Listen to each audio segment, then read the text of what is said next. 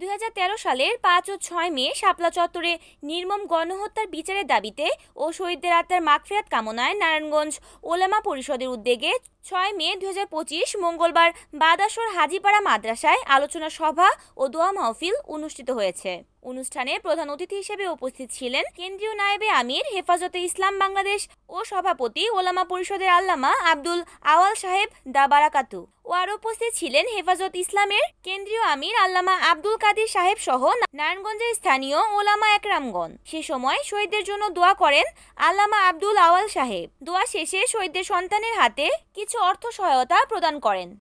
এই শাপলা চত্বরের গণহত্যা, শহীদদের করুণ দৃশ্য দেখলে বদরের কথা, উহুদের কথা, কোরআন হাদিসের মাধ্যমে যা বলা হয় এগুলি আমাদের সামনে চলে আসে, স্মৃতিপটে আসে যে ওই সময় সাহাবায়ে কেরাম ইসলামের জন্য, আল্লাহর জন্য এইভাবে তারা জীবনকে বিসর্জন দিয়েছেন, শাহাদত বরণ করেছেন।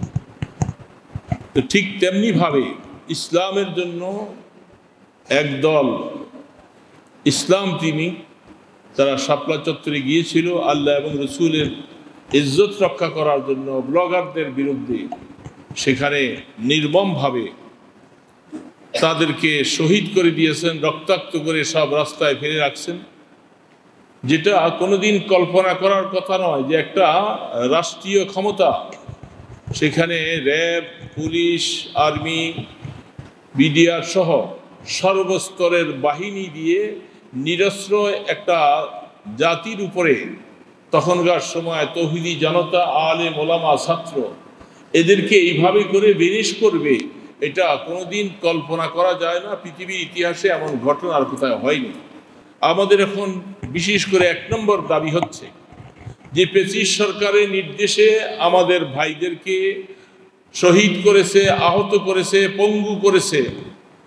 যেই সময় আমরা তাদের ঠিকানাটা, পরিচয়টা পর্যন্ত বলতে পারিনি, শাপলা চত্বরে গিয়েছে এই কথাটা তার মা বলতে পারে নাই, বাবাও বলতে পারে নাই, তাদেরকে হুমকি ধমকি দিয়ে তাদেরকে নির্যাতন করে ঘর বাড়িগুলি ভেঙে চুরমার করে দিয়েছিল। সেই দিনটাকে আল্লাহ রাব্বুল আলামিন এই শাপলা চত্বরে রক্তের বিনিময়ে সেই পেসিস্টকে এই দেশ থেকে নির্যাতিত করে, তাকে অপমান করে এই দেশ থেকে আল্লাহ পাক তাদেরকে বের করেছেন। আমরা আল্লাহ পাকের কাছে শুকর আদায় করি। আজকের এই সমাবেশ থেকে আমরা সকলে একাত্মতা পোষণ করব। তাদের অনতিবিলম্বে শহীদদের ক্ষতিপূরণ দিতে হবে, সরকারকে দিতে হবে, এবং এই দেশের জনগণ যেন তাদের এই ক্ষতিপূরণ পেয়ে তারা সন্তুষ্ট হতে পারে, সরকারের কাছে আমাদের জোর দাবি। বিশেষ করে মামলাগুলোকে প্রত্যাহার করা। আগামী দিনে আওয়ামী দোসররা, পেচিশ সরকার, হাসিনার কোনো লোক এই দেশে যেন পুনর্বহাল হতে না পারে, পুনরাবৃত্তি হতে না পারে, তার ব্যাপারে সরকারকে আমরা কঠিনভাবে হুঁশিয়ারি উচ্চারণ করছি। আপনি অবশ্যই তার কঠিন পদক্ষেপ নেবেন, তাদের বাংলার জমিনে যেন আসতে না পারে, সর্বদিকে তাদের রাস্তাগুলোকে বন্ধ করে দিবেন। সুমন ইসলাম, NAN TV, নারায়ণগঞ্জ।